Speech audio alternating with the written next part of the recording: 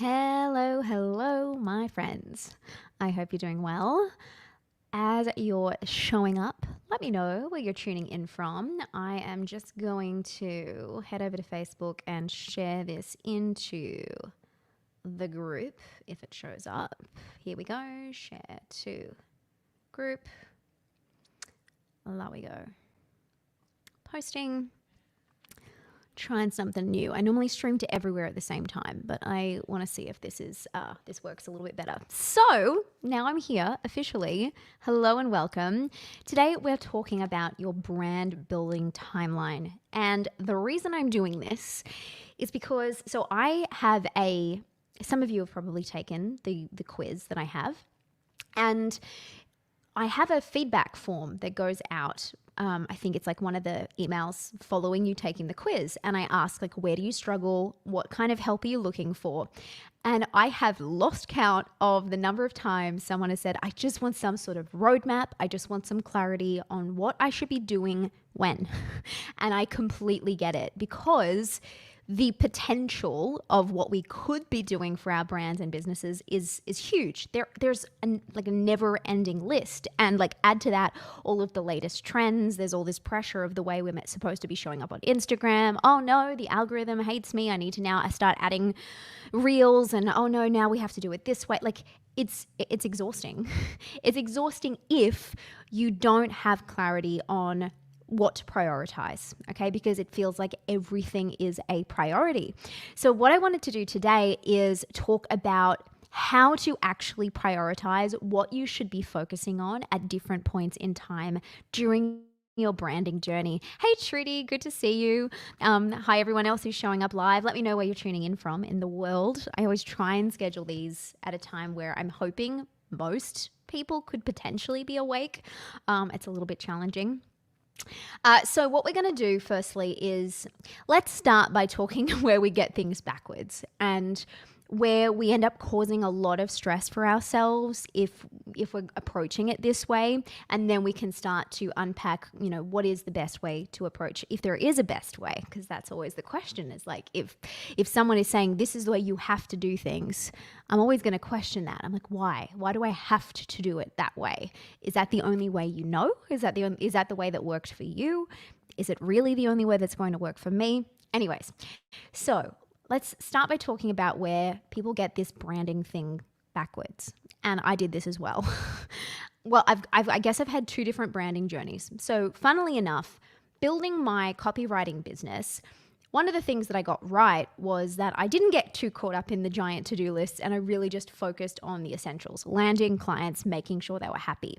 But when I got very intentional about building a personal brand, which was I think it was about 3.5 years ago, when I launched my YouTube channel, and I definitely wanted to build a personal brand. I knew that I had to build a platform for myself.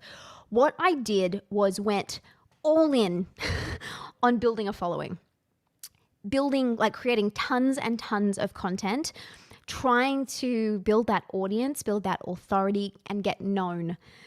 What was missing from that process is I wasn't even clear what I wanted to be known for. All I knew was that I wanted to have a personal brand. And look, there's nothing wrong with that.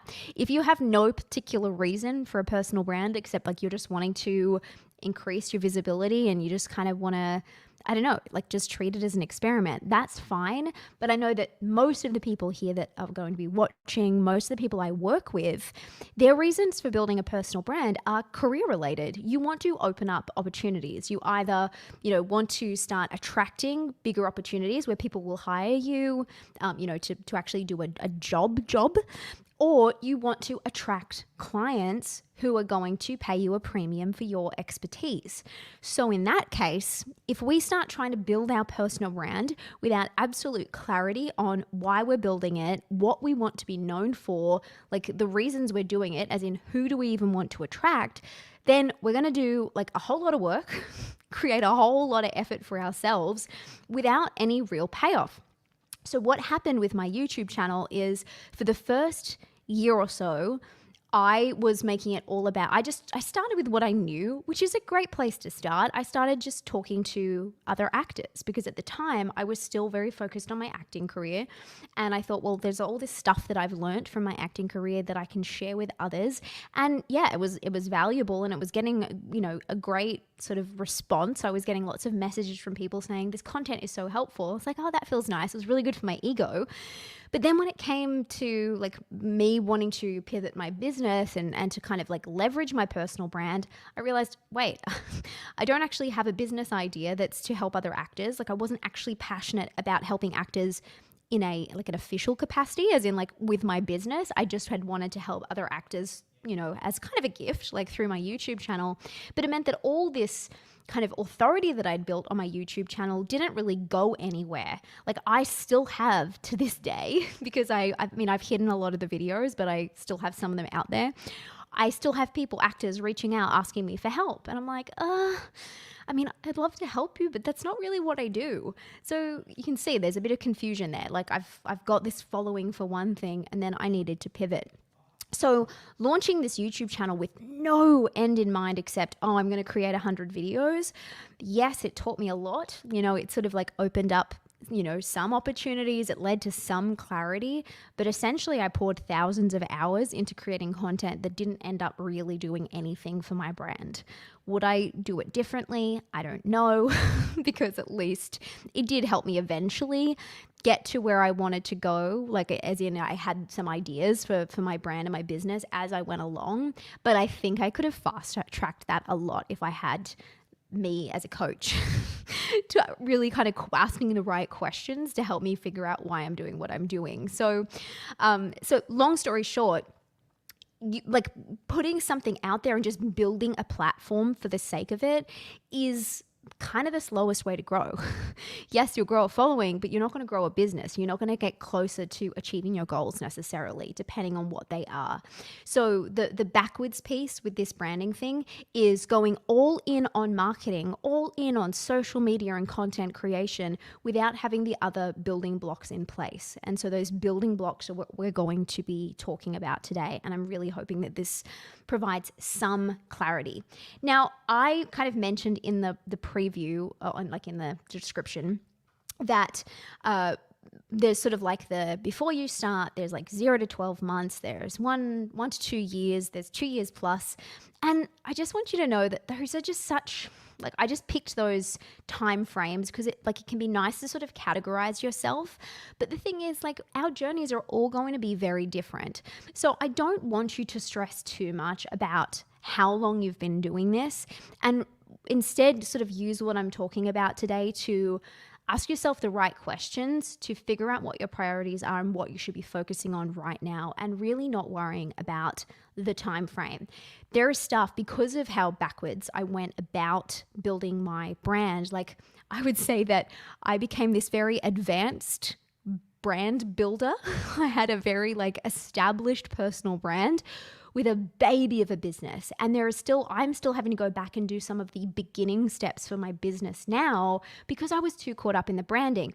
I know other people who are advanced business owners who are doing incredible things, actually making lots of money, and their brand could use a little bit of attention. So again, whether you're 1 year in, 5 years in, 10 years in, it doesn't really matter. Let's really look at the essential pieces that you want to have in place. And if you do them in a certain order, the rest start to just kind of flow. Everything kind of falls into place.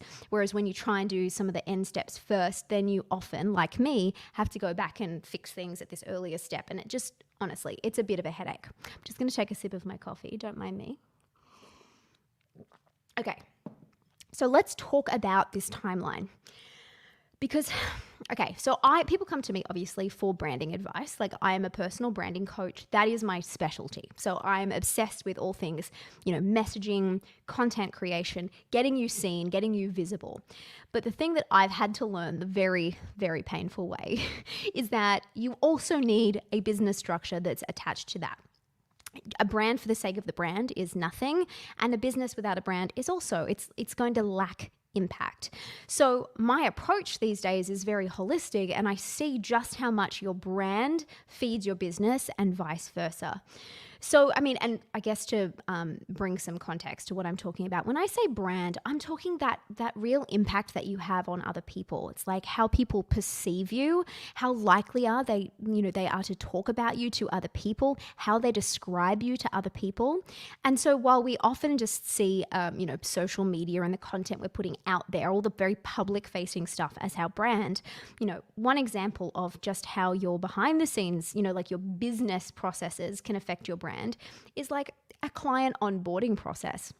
So, those first pieces of contact that someone has with you when they first reach out, maybe apply to work with you, want to hop on a call with you, and then book your services, there you can have a very lackluster experience that's very just forgettable and bland, boring, or even unprofessional. Or you can have one where every single piece of contact with that potential client only strengthens the impression they have of your brand. The words that you actually use in the email, how slick the entire experience is, like it can be completely game changing. So that is why these days I'm not just helping people with the external facing stuff of their brand. We're going behind the scenes as well. And, because I say like it's all about getting seen, heard, and paid. The getting paid part is where we really need to look behind the scenes just as much as, all of the public work that we're doing, because it's how your clients feel when they work with you that's going to make all of the difference. And that's usually the deciding factor of whether they become super fans who keep coming back to work with you over and over again versus someone who works with you once and then is like, oh, doesn't leave a testimonial and off they go into the sunset. I want to make sure that you don't just attract perfect fit clients and then work with them once. I want you to be able to work with them over and over again. I want them to become raving super fans. And even if their journey is over with you, like paying you to work with you, I want them telling everyone they know about you. And that is where, really seeing how your business and your brand are one and the same, that is where that all kind of changes the game. So, timeline, let's go all the way back to the very beginning. This is where, again, this is the danger zone where it can be, we want to jump ahead, okay? We want to have everything figured out. At this very early stage of getting ready to launch a business or pivot your business, the things that we want are a website, maybe a personal branding photo shoot, maybe a new Instagram aesthetic. We want all the pretty things in place.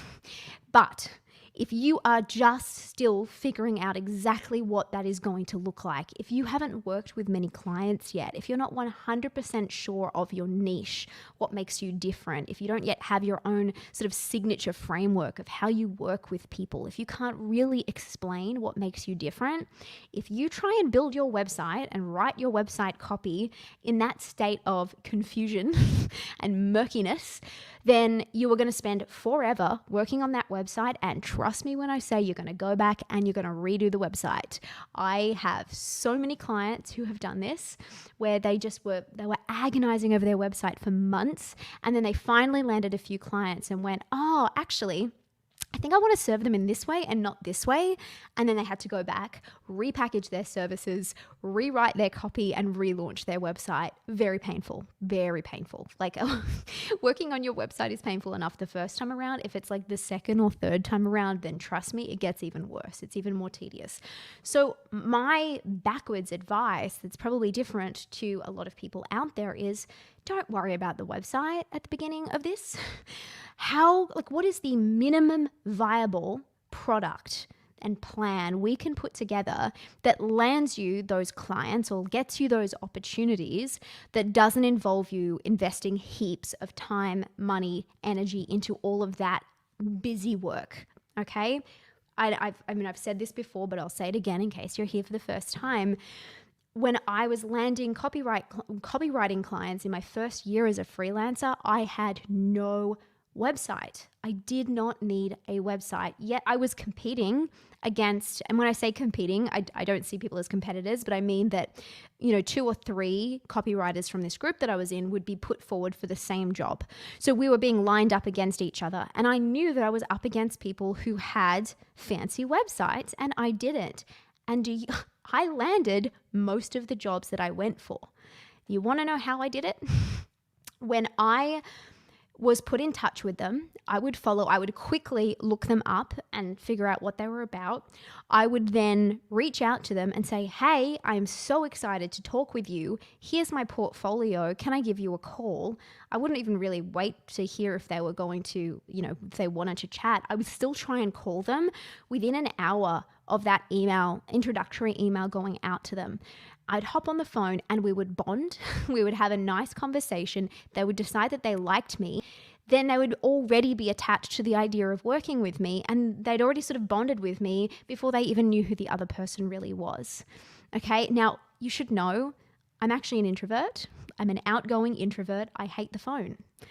But I knew how important it was for me to hop on the phone if I wanted to land those clients. And it made all the difference.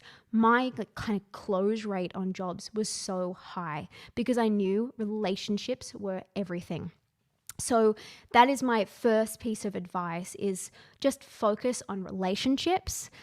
Know that you can land jobs without a website. There are so many ways around it. You could put together some sort of portfolio for yourself. You could create a fancy Google document that actually just breaks down all of your services. If you have some sort of CRM software, you could be sending a proposal that way anyway, and it has all of the information. So just know there are workarounds. Please, if you have not landed clients yet, don't work on the website. Focus on landing clients. Okay, so that's kind of like step one, I suppose. This step one also relates to you figuring out what the hell you want to do, because you in theory, you think you know what you want to do when you have this idea for a business, like for some sort of service offering. But until you actually work with real life clients and see what that experience is like, you don't really know. Okay, so I spent my whole first year working with every kind of client under the sun. Some of them were amazing. Some of them maybe want to tear my hair out. And it helped me also, as a copywriter, there are so many kinds of copywriting I could do. So I got to write, FAQ emails and email marketing, and I'd write websites, and I'd write text messages and social media updates. And I started to really notice, what are the jobs that I really like doing? What am I naturally really good at? Like, what comes easily versus what are the ones that really I struggle with? And by the end of that year, I'd narrowed it down enough that I started to see a niche for myself. And I started to have the confidence that I could even niche, because when you're just getting started, you just say yes to everything. Of course, because you need you want to land the work, you need the experience, so you're not super fussy. And it's the same, like if you're, starting a coaching business, if you're doing photography, you might want to just work with a bunch of different kinds of clients and test out your skills, and then start upskilling a little bit and narrowing down, and then upskilling more and narrowing down further. You're allowed to do that. You do not have to have it figured all out in the beginning. Part of the joy of having a personal brand, being a solopreneur, is being allowed to pivot, or not even being allowed, everyone's allowed to pivot. How easy it is to pivot. It can be really effortless. And that's one of the reasons we're building this personal brand, is so people know you as you, and you're not just attached to a particular job title or business that you work for. It's just you. You probably have noticed, like, I've pivoted from, I was an actor, then I was a copywriter, and then I was sort of moving into teaching makeup, and then I was a personal branding coach, and and now I have sort of like a nice little mix of these things. But I've pivoted multiple times, and a whole bunch of my audience has stayed with me this entire time. So just know that you have permission. It is possible for you to be navigating things and pivoting and just sorting things out, and not having all that clarity in the beginning, because the clarity comes from action, from actually doing it, from working with real life humans and learning about yourself, learning about what makes you different, what makes you so good at what you do, and what kinds of people that you actually want to work with. Okay. So I think that's enough on sort of like that first phase of getting the essentials down. Moving on into the next phase, once you have some clarity about what you want to do, this is when we start to focus on narrowing down, nailing down some of those essential pieces. Okay, so this is where we're going to be focusing on really making sure optimizing your service offering. So, or course or coaching package, whatever it looks like, this is where we get to kind of nail it down and try and build out some sort of signature offering based on what you know already about your audience and how you want to serve them. And there's a lot of work that goes into really doing this properly. This is a step that I skipped over. I did not realize the importance of having an offer that is really high value, but that also feels really good to me. We often just look at what the next person is doing and we go, okay, well, they charge that. Their package goes for this long. It includes this many things. I'll just do that because I don't want to think about it for myself. There's a danger zone there though, because that package was built around that person and their strengths, their style of working and all of that. So, one of my, the first pillar that I actually focus on now when I'm working with any client is really having them look at who they are, what their energy levels are like, what their style of working is like, their communication, like do they like doing short, intensive bursts with people? Do they like to chip away at something? Do they prefer to be like hands-on working with the other person? Or do they prefer to just take a brief and go away and then do the thing? Like there are so many ways that we can actually help our clients we don't actually realize. We usually go with the most obvious choice, the most obvious pricing, and we just throw it together and off we go and then wonder why it doesn't quite feel good or not all of our clients are getting the same results as others. So we've got to do a lot of work on understanding our strengths and the way that we're going to best show up and serve our clients, and then make sure that that gets packaged into an offer that's a win-win. So when I say win-win, I mean you feel like, yes, this is great. Like I enjoy this work. I'm getting paid good money to do it. And your client is going, this is high value. This is amazing. I'm getting an incredible result. And what I'm paying is totally worth it. We need an equal energy exchange. Okay. So whatever they're giving you, like money is just energy. They give you this, you give them that. Everyone feels like they're winning. That is the key to a really powerful offer. But again, we don't often think of this. We're just like, well, I just want to work with people for like 6 months and I just want to be able to charge them this much money, without really going, but what does your client need in order to become that better version of themselves, that you want to help them become? Then it takes a bit of work. So this offer piece it's so funny because often when you're putting together a sales page or you're having to work on your services page, like I have a template that more of a framework that I give people when they're having to fill this out. And this is when I know if they've done the thinking about this offer or not, because I ask so many different questions and they're like, I don't know. I'm like, okay, we have some work to do. So once you sit down to try and write the copy and explain the value of what you do, if you can't, it's because we haven't done enough work on really connecting, like what is the value? What is the transformation? What is your process? So in this earlier once we've first kind of just established the fact that we are going to be solopreneurs and we are serving our audience, now we're doing really the work on who you are, how you want to show up, and how you're going to package your offers. Because it's those things that are then going to help you nail down your messaging. The messaging is so difficult. And when I say messaging, I mean the way you explain what you do, like all of the words that you say, whether it's on your website, the way you communicate on social media, it's your values, it's your personality. Like that all has to come from within. You don't just write some cute little words and come up with a tagline and that's your messaging. Like we really need to live our messaging. And that is too difficult to do if you haven't got clear on who you are, who your ideal client is, and the way that you serve them. So, we've already got a couple of pillars that we need to tackle before we even get to the messaging. And have you noticed I haven't talked about marketing yet? Because as I said, we're all starting with the end. We're all trying to do the marketing first, but look at all the other things that we need to figure out in order to then market ourselves. Look, you can be marketing yourself before then, but this is another one that I've learned the hard way. If I don't have full belief in my offer, in the way it's going to change people's lives, if I don't have absolute confidence that every single person who shows up and, takes my program and does the work will get the same results, then I don't have enough belief to show up and confidently sell it. So rather than focusing on, how can I market what I do better, I have to go, how do I make sure that the program is so good that the marketing is effortless? And this is, again, we think marketing is hard. It's actually not, once you have got your messaging and the right offers in place.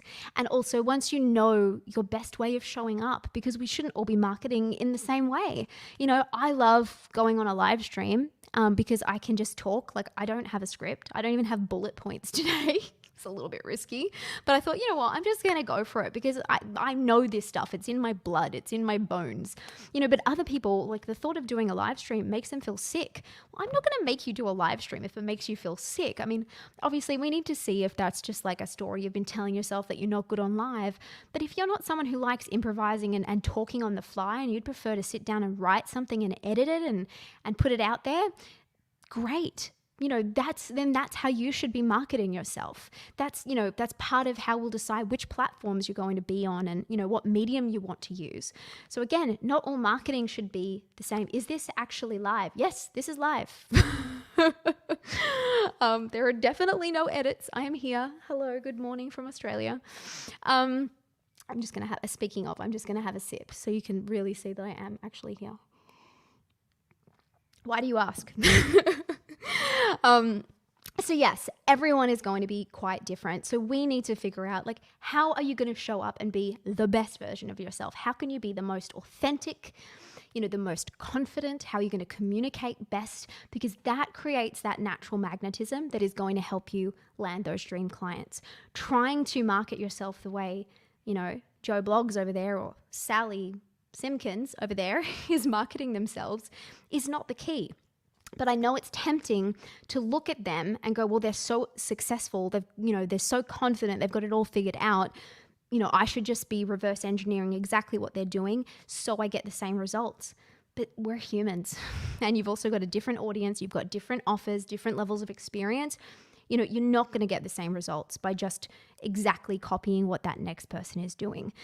So this is tougher. Everyone wants just a quick blueprint handed to them. They just want the checklist. They want the paint by numbers approach to anything, especially marketing. But the double-edged sword of it, I'm not even sure if I'm using that right, is that, well, yeah, it's going to take a little bit more work for us to figure this out. Like, that's not going to work for you. So we do have to take more time to figure it out and make sure it fits you. But then it actually gets to be fun. It feels more effortless and enjoyable, and you're going to get better results as well. So it's worth doing that work. But if you're marketing yourself like crazy right now and not seeing results, like, I suggest make sure you've watched this whole video. Really question, like, okay, what is missing? Is it do I just suck at marketing? Or is it that I am not completely clear on how to position myself in the market?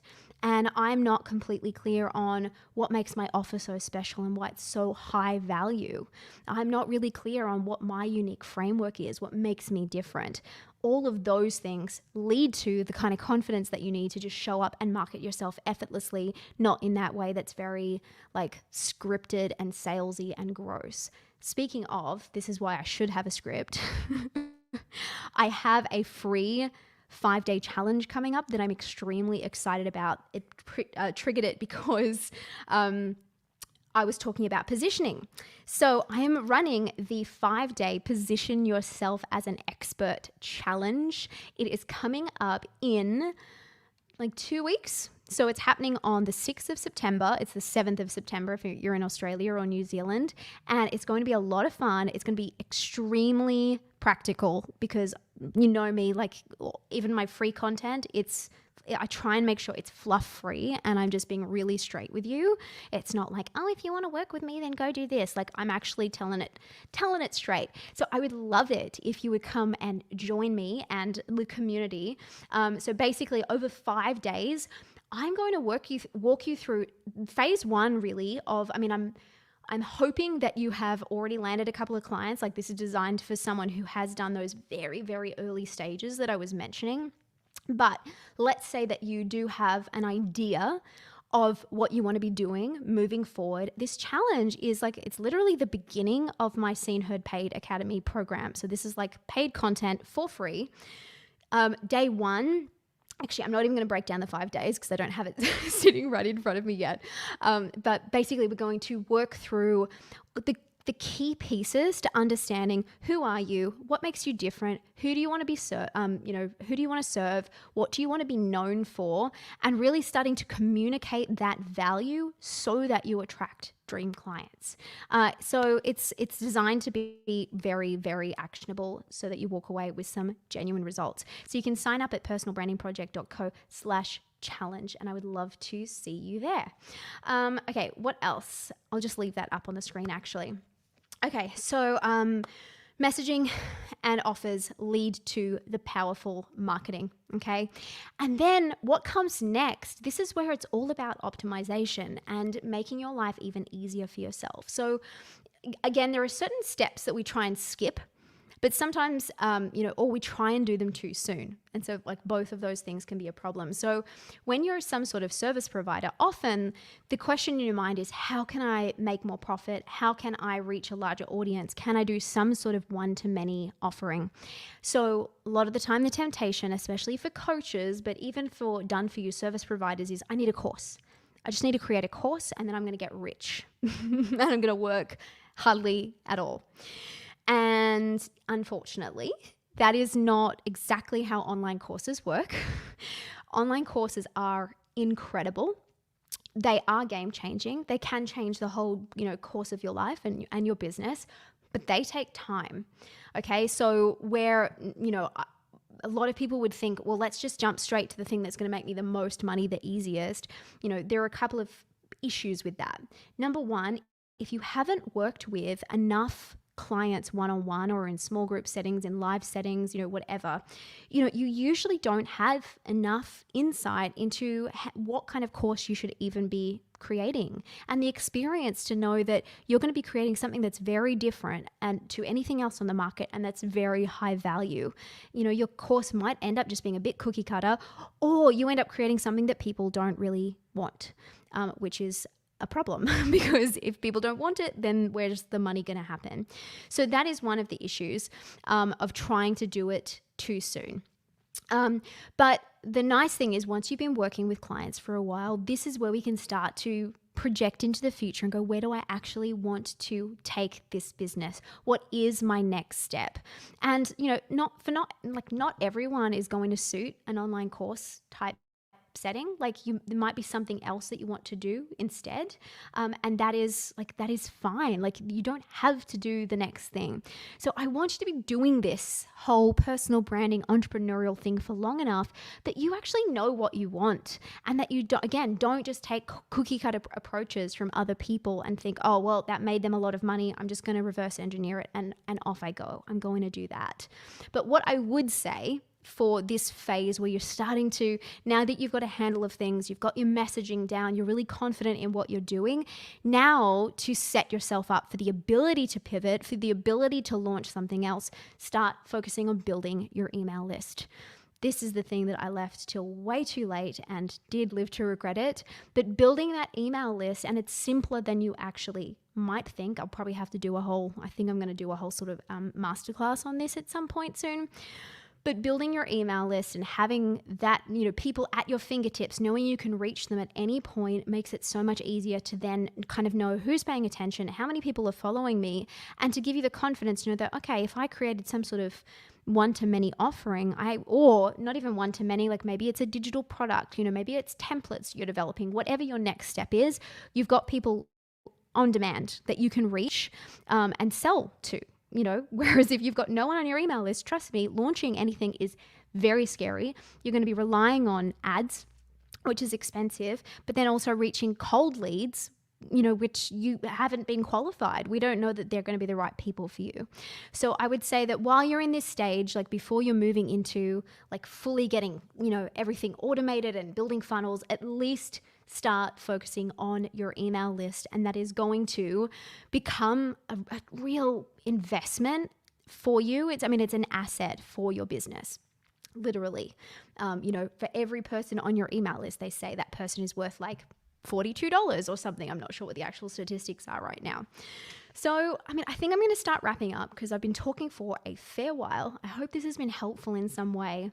But essentially what I want you to see is that while it's less about how long everything is taking and, how long you've been doing this, but it's more about looking back and going, do I have all of the foundations in place that are going to allow everything else to feel easier? So, if there's one thing that you sort of walk away from today, I want you to look at, okay, how am I feeling about the clarity I have of who I serve, how I serve them, how I do it differently? Am I really confident in the offers that I have? Do I feel like they are just high value, no brainers, guaranteed to provide some sort of transformation for my audience, or do they just feel a little bit like they were slapped together?